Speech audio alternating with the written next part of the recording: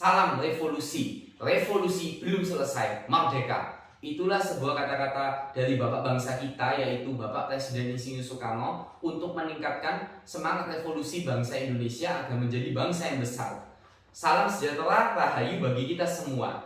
Pada kesempatan kali ini, kami tim dari Universitas Negeri Malang akan menyampaikan pemaparan karya tulis ilmiah kami dengan judul Pengaruh Lahan Terhadap Peternakan ditinjau dari Prasasti Yupa dan Prasasti Tugu yang diusulkan oleh saya, Michael Abdullah Fernandes, dan teman saya Siti Kusnul Khotimah. Sebelumnya kami juga mengucapkan banyak terima kasih kepada Bapak dosen pembimbing kami, yaitu Bapak Ronald Lidoi, dan semua teman-teman serta pihak yang terlibat di dalam penyusunan karya tulis ilmiah kami ini.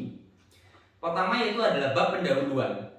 Peternakan merupakan pengertian dari usaha untuk meningkatkan jumlah ternak. Ternak merupakan pengertian dari hewan yang dipelihara untuk tujuan produksi, dan lahan merupakan pengertian dari tanah garapan. Peternakan sendiri telah ada sejak lama di Nusantara, bahkan jauh sebelum masa kemerdekaan dan masa kolonialisme. Hal ini dibuktikan dengan adanya Prasasti Yupa dan Prasasti Tugu yang merupakan peninggalan Kerajaan Kutai dan Kerajaan Tarumanegara. Kedua prasasti itu menyatakan bahwa nenek moyang Nusantara pada masa Kerajaan Kutai dan Tarumanegara telah mengenal sistem peternakan yang baik. Namun, keberhasilan peternakan tentu juga tidak lepas dari baiknya tata letak lahan dan potensi lahan yang ada pada kala itu. Seperti halnya, menurut Panoga dan kawan-kawan menyatakan bahwasanya populasi sapi di Pulau Enggau dipengaruhi oleh tata luas lahan, di mana luas lahan yang dimaksud di sini adalah sawah, sayuran, perkebunan, dan pemukiman. Bahkan dikatakan bahwa pengaruh lahan terhadap peternakan pada daerah tersebut mencapai angka 56%. Direktorat Jenderal Peternakan dan Kesehatan Hewan Kementerian Pertanian Republik Indonesia pada tahun 2021 menyatakan bahwasanya populasi sapi potong dan sapi perah di Provinsi Kalimantan Timur yang merupakan dahulunya adalah Kerajaan Kutai mencapai angka 120.000 ekor untuk sapi potong dan 84 ekor untuk sapi perah. Sedangkan Provinsi Jawa Barat yang dulu merupakan adalah Kerajaan Tarumanegara pada masa sekarang ini, tepatnya tahun 2021, mempunyai populasi sapi potong sebanyak 415.000 ekor dan sapi perah sebanyak 119.000 ekor. Selanjutnya kita akan masuk kepada tinjauan pustaka. Tinjauan pustaka kami adalah Prasasti Yupa dan Prasasti Tugu yang merupakan sebagai yang paling utama.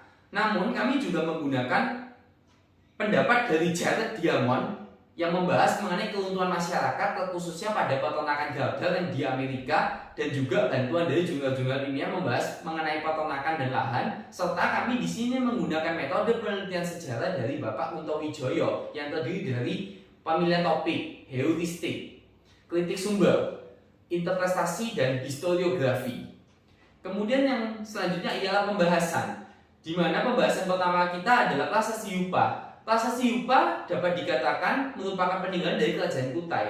Nama Yupa sendiri dapat dikatakan tertera pada prasasti ini, di mana prasasti ini ditemukan sebanyak 7 buah. Namun ada salah satu prasasti yang menjadi maksud kami menjadi perhatian utama kami adalah prasasti yang menjelaskan mengenai di mana sang Raja Mulawarman dari Kerajaan Kutai pernah menyumbangkan 10.000 ekor sapi kepada kaum Brahmana.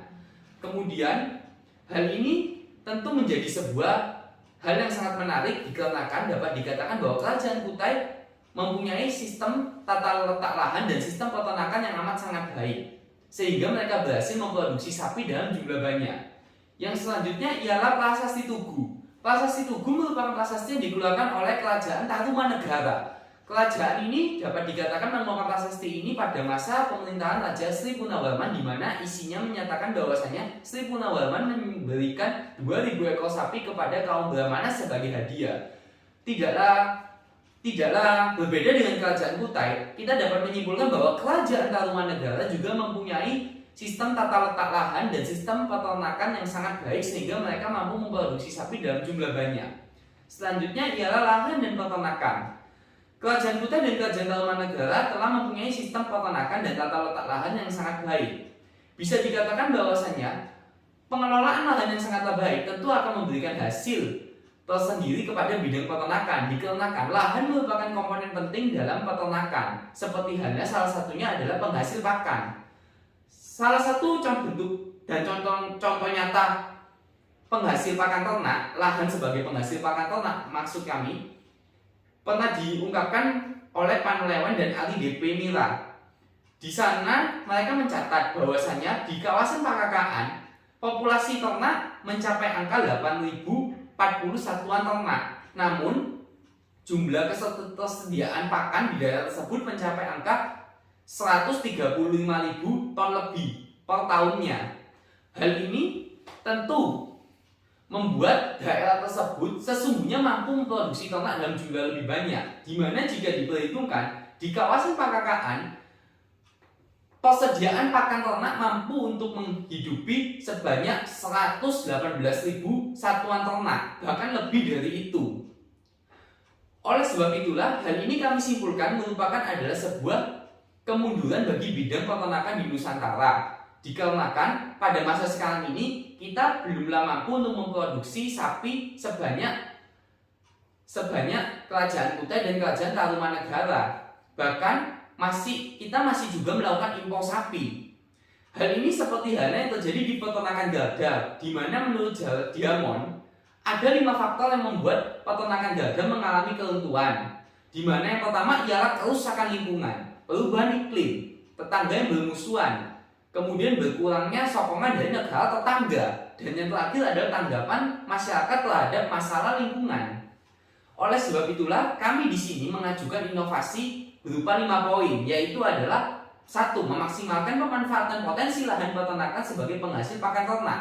2. Menambah luas lahan peternakan. 3. Peternakan yang bersimbiosis mutualisme dengan alam, yang dalam tanda kutip di sini adalah hutan. Kemudian pengurangan pencemaran lingkungan dan alam, dan yang terakhir adalah memulihkan lingkungan yang mengalami kerusakan. Dan kesimpulan dari penelitian kami ini adalah 1. Prasasti Hupa dan Prasasti Tugu memberikan informasi mengenai kemajuan bidang peternakan di masa Kerajaan Kutai dan Tarumanegara. Kedua, lahan merupakan salah satu komponen penting dalam bidang peternakan, salah satunya berfungsi penghasil pakan ternak. Yang keempat, kemunduran bidang peternakan di Nusantara dapat dikatakan sama seperti halnya peternakan gada di Amerika 500 tahun yang lalu. Dan yang keempat, inovasi yang kami ajukan berupa 5 poin tersebut mengarah kepada peningkatan peran dan pemanfaatan lahan bagi peternakan di Indonesia. Mungkin itu saja presentasi dari kami. Akhir kata kami sampaikan sebuah kata-kata dari Bapak bangsa kita, yaitu Bapak Presiden Insinyur Soekarno, ialah jas merah. Jangan sekali-sekali melupakan sejarah. Sekian dari kami, Rahayu, salam sejahtera. Terima kasih.